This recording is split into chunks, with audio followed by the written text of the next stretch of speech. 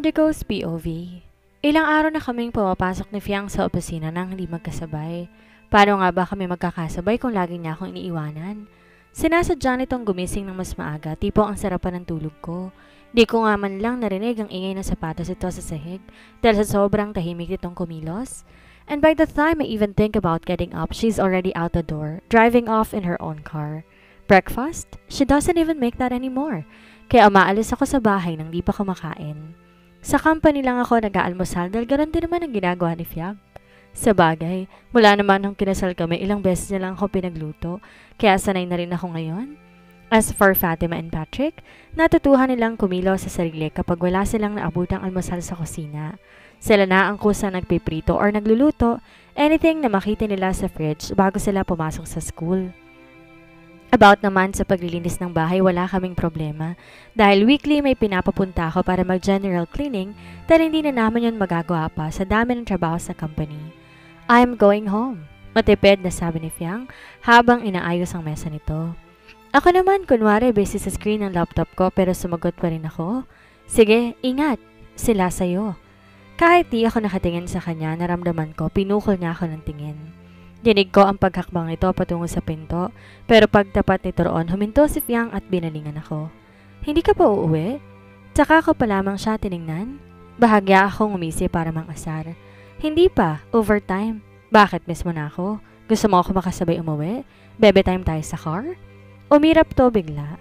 Sana lagi ka na lang mag-overtime. No problem at all. She shot back. Lumalakas ang boses bago lumabas ng opisina.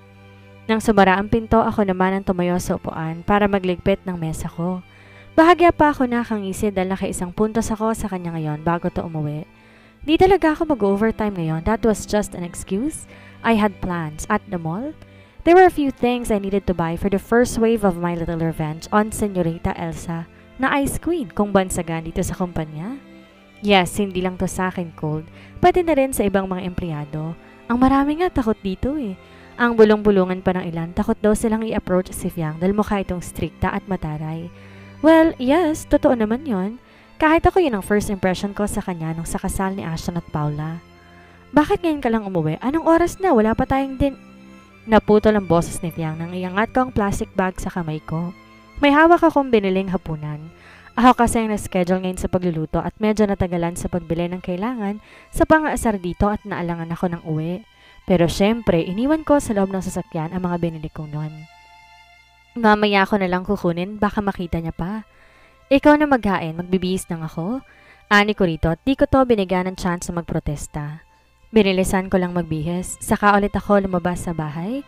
Sinamantala kong busy si Fiang sa kusina para kunin ang pinamili ko kanina sa mall. Matapos ko yun maakyat sa kwarto, nilako agad ang pinto para mag-set up ng ilan sa mga pagpaprank ko sa kanya. Sakto patapos na ako na may kumatok sa pinto, si Patrick. Tinawag ako nito dahil kakain na raw. Matapos ang dinner, umakit na si Fiang sa kwarto namin, sinundan ko siya kaagad. Pagtapat ko sa pintuan ng kwarto namin, kinuha ko sa bulsa ko ang malit na remote control at simulan yun pindutin habang nakangisi. 3, 2, 1. Right on cue, Fiang screamed from inside the room. Daga, Indigo! May daga sa kwarto! Go away! Help! Patrick! Fatima! Kulang na lang mga santong tawagan ni Fiang habang ako nakahawak sa tiyan ko at tahimik na humahalakhak. Walang ideya si Fiang na ang dambuhalang dagang gumagapang sa aming silid, mga laruan lamang, at kinokontrol ko gamit ang remote sa aking kamay. Of course, they didn't look like toys. These fake rats were incredibly realistic dahil sa makatotoo nitong balahibo at natural na galaw that made them seem alive. Pumasok ako sa kwarto, pinilit kontrolin ang pagtawa ko para hindi mahalata ni Fiang na kagagawan ko ang mga yon. Na makita niya ako agad nabaling sa akin ang atensyon nito. Indigo, do something! Halos maiyak na to habang nakasiksik sa sulok ng kama. Pero imbes na tapusin ang prank, dinagdagan ko pa ng isa. Isa pang daga ang lumabas sa ilalim ng kama tapos pinagsabay-sabay ko ang pagtakbo nila papunta sa direksyon nito. Sabay-sabay, iniiwasan ni Fiang ang mga to na parang nasa isang gymnastics. Tumalon-talon at halos gumawa ng split at sinusubukan iwasan ng mga to. Baka umakyat sila sa kama, paalisin mo! Ang laki ng mga daga! Di ko na napigilan ang sarili ko. I was laughing so hard that I couldn't breathe, rolling on the floor, as Fiang continued her acrobatic moves, trying to escape the swarm of rats. Okay, wait. They are just toys, Fiang. They're fake. Agad kong nilagay ang remote sa aking bulsa. At nang makita ni Fiang ang remote control na hawak ko, agad namula ang mukha nito sa galit at sa isang iglap. Bago ko pa magawang kumurap, agad niya na akong sinugod. Ang bilis itong nakababa sa kama at nagulat na lamang ako nang sakyan niya ako sa bandang tiyan. Hawak ang buhok ko at mahigpit akong sinabunutan. Aray! Masakit, Fiang! Tama na, makakalbo na ako. Isa! Hawak ko magkabila nitong kamay. Sinusubukan alisin na mahigpit itong kapit sa buhok ko, pero wala akong napala. Mahigpit ang kapit ng fetus? Ng lola ninyo. Sa lahat ng pwede mong ipanakot, daga pa talaga. Gigil nitong sabi habang sinasabunutan pa rin ako. Isa! Pumapatol ako sa babae, baka hindi mo ala... Aray! Buisit sabi, kapag ako nakalbo, aasinin ka ng mga tao na panot ang asawa mo. Gusto mo yon? Wala akong pakialam. Kakalbuhin talaga kita ngayon hanggang sa mapanot ka. Isang paraan na lang naiisip ko para bitawan niya ako. Since nagmana ako kay Ashton sa legendary acting skills nito, oras na para ilabas ang tinatago kong talento. Nagkunwari akong nangingisay at pinatirik ko ang mga mata ko. The moment Fiang saw my face, she immediately let go. Kahit medyo nakatirik ang mga mata ko. Sinikap kong aralin ang reaksyon nito and yup, there it was, concern. She was worried. Perfect. Indigo, what's happening to you? Hoy! Inalog-alog nito ako sa balikat. Hindi nakakatuwa. Indigo? Mabilis tong tumayo mula sa pagkakaupo sa tiyan ko at nagmamadaling lumabas sa kwarto.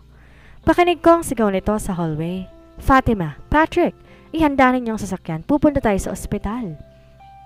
Dahil ngawit na ang mga ugat sa mata ko sa kunwaring pagtirik, I finally stopped the act. Bumangon ako at tumayo para ayusin ang sarili. Binalikan ko ng tingin ang sahig at peste dahil may ilang hebla ng buhok doon na alam kong galing sa akin. A few seconds later, sabay-sabay silang nagpuntahan sa kwarto. What happened, Kuya Indigo? Tanong ni Patrick habang nanlalaki ang mata. Mabilis na palitan ang iritasyon ng mukha ni Fiang na makita niya akong nakatayo, perfectly fine.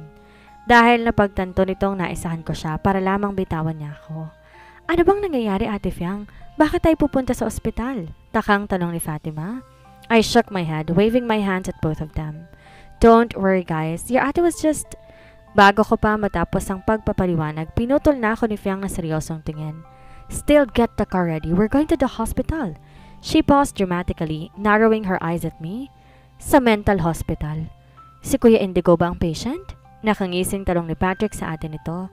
Bakit? May nakikita ka pa bang ibang baliw dito bukod sa kanya? Natawa bigla ang body kong si Patrick sabay baling sa akin. Sige, ako driver. Abalo ko to ah. Hoy Patrick, akala ko ba kakampi kita? Kakampi mo nga ako, kaya ipagdadrive kita dahil concern ako sa'yo kuya. Natatabang sagot nito sabay labas sa kwarto. Sumunod na rin si Fatima na napapailing. Nang kami na lang dalawa ni Fiang na iwan sa kwarto, sabay kaming napatingin sa sahig kung nasa na ilang hebla ng buhok kong nalagas dahil sa pagsabunot nito. Napansin ko pa nga iba ang tingin nito ron at parang may evil spirit na naman na bumubulong dito, kaya agad ko na siyang inunahan. Yumuko ako, dinampot ang mga yon. Siniguradong walang maiiwan na kahit sa sahig kahit isang hebla. Pagtayo ko, binalingan ko siya tinaasan ng kilay. Mabuti na yung naninigurado, baka ipakulang mo pa ako. Sa kabilang banda, matulog ka dyan mag-isa mo katabi yung mga daga mo. Mataray na sabi sa akin ni Fiang habang palabas to sa kwarto namin. Senyorita darling, sorry na kasi, huwag mo na akong iwan dito sa kwarto. Di ako sanay na di ka katabi. Di ako sanay na hindi ka naaamoy sa tabi ko. Of course, it was all part of the plan. May second wave pa ang ganti ko sa kanya. Na-predict ko nang dahil sa mga daga, hindi to matutulog dito sa kwarto namin. And me, I was prepared for that. Boy Scout to, no? Laging handa. Kaya inihanda ko rin kanina yung guest room para dito. Di man lang ito lumingon sa direksyon ko at ipinansin ang dramatic performance ko habang nagmamarcha palabas ng kwarto. Nang makaalis si Fiang, umupo ako sa paanan ng kama habang pilit kong pinipigilan ang pagtawa. Darating ng second wave at wala itong ideya anong naghihintay rito sa guest room. Hay, sa wakas! Ngiting tagumpay akong nahiga sa kama. Good night, Fiang Conrado Azuma. Sleep well? Bulong ko habang nakatingin sa kisame. Sinadya kong hindi ilak ang pinto ng kwarto ko at iwan yun ng bahagyang nakaawang para kung sakali nakamaripas ang takbo si Fiang o di kaya sumigaw palabas, maririnig ko ito. Pumikit ako nakangiti habang ini-imagine ang magiging reaksyon ni Fiang. Because the second wave of my prank wasn't just any toy. It was a human-sized Jack Sparrow doll I'd secretly set up in this bathroom guest room. Ngayon pa lang nai-imagine ko na ang mangyayari. Alam ko bumabangon si Fiang madaling araw para umihi at oras na buksan nito ang pinto at ang ilaw sa banyo, bam!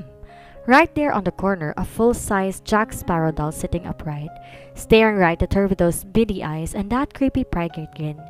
Sa sobrang tuwa ko sa plano, hindi ko namalayan. Dahan-dahan na pala ako nakakatulog, habang ang imahe ni Fiang na tumitili sa gulat naglalaro sa isip ko.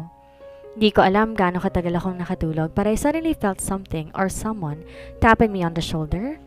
Kahit antok na antok pa, pinilit kong imulat ang mga mata ko, expecting to see Fiang na baka nagrereklamo ng kung ano-ano. Pero sa halip, halos tumuron ang puso ko sa pagkabigla. Napasigaw ako at napatalon mula sa kama sa sobra kong gulat. Dahil mula sa gilid ng kama ko, ay naroon ang Jack Sparrow doll, staring at me with dead eyes.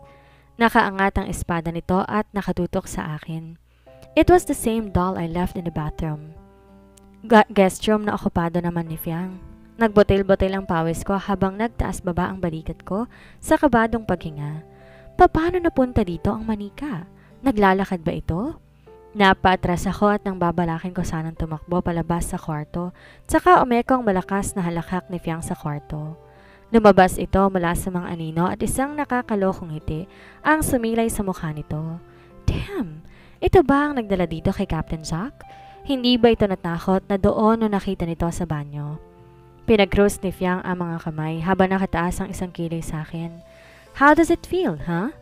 Getting a taste of your own medicine? At di masyado masaya kapag ikaw ang sumisigaw na parang bata, diba? She gave the Jarrock's back to a playful nudge with her foot, making it wobble. Next time you think about pulling a prank on me, remember this moment in the gut that's mounted by your genius plan. Napasabunot ako sa sariling buhok nang lumabas to sa kwarto ko. At nang masulyapan ko ang alarm clock ko sa ibabaw ng bedside table, nakita ko 2:00 na pala ng madaling araw. Peste, naisahan ako ni Fiang. Kinabukasan, a rare sight greeted me. Parang isang himala dahil sa halip na maunang pumasok si Fiang sa kumpanya, ay naabutan ko ito sa kusina habang nagluluto ng almusal. She was already showered but still in her pajamas. Ano nakain mo at naisipan mong di umalis ng maaga? Tanong ko habang papunta sa ref para kumuha ng malamig na tubig. Kakagising ko lang at magulo ang buko ko. Bulag ka ba? Wala pa akong almusal dahil nagluluto pa lamang ako. Balik niyang sagot habang naiirita. Matapos kong tunggain ang baso na may tubig ay agad ko siyang nilapitan at tatigilan to sa ginagawa ko nang idampi ko sa noon nito ang likod ng kamay ko. Bakas ang pagkagulat ni Fiang sa ginawa ko at bahagya pa itong napaatras habang nakatingala at naiilang sa magiging malapit namin at yung dahilan kaya naisipan ko siyang asarin. Ba't parang kinilig ka? Tingin ko lang may lagnat ka ha? Nagluto ka ng almusal para sa akin, feels out of character. Naningkit ang mata nito, tsaka tinampal ang kamay kong nasa noon niya pa rin. Out of character? So you think I'm capable of being a sweet wife? Napangisi ako. Yes, kaya wag ka na magpanggap dahil hindi ka naman talaga sweet. Mapait ka, mapakla, maalat at maasi. Aw! Bakit mo ako pinukpok ng sandok? Napahawak ako sa noo kong tinamaan at sinalat iyon. Peste, Fiang, nagkabukol ako. Mabubukulan ka talaga sa akin sa mga pinagsasabi mo. Maasim ka dyan. Ikaw ang maasim sa ating dalawa. Mas maasim ka pa sa sinampalukan. Well, it's a tie. Dahil ikaw naman parang sinigang. She raised the ladle again, threatening to hit me once more. Pero bago yun tumama sa akin, kumaripas na ako ng takbo palayo rito. Ang totoo, hindi naman talaga ito maasim. Sadyang masarap lang pagtripan, kaya naman naisipan kong asarin. Pampaganda lang ng araw ko. Ewan ko ba pero parang di na kompleto ngayon ang araw ko kapag hindi ko naaasar ang asawa kong sinlamig ng Antarctica kung makitungo, lalo na kapag galito sa akin. Pagdating ko sa kwarto, hindi pa rin nawawala ang ngiti sa labi ko dahil sa pang-asar kay Fiang. Dumiretso ako sa banyo para tuluyang maligo. Naging maayos ang lahat. Katatapos ko lang mag-shampoo ng buhok at handa ng banlawan nang biglang nawala ang tulo ng tubig. Nahilam ang mga mata ko nang sinubukan kong dumilat, kaya napilitan akong pumikit ulit at humakbang habang nangangapa papunta sa towel rack.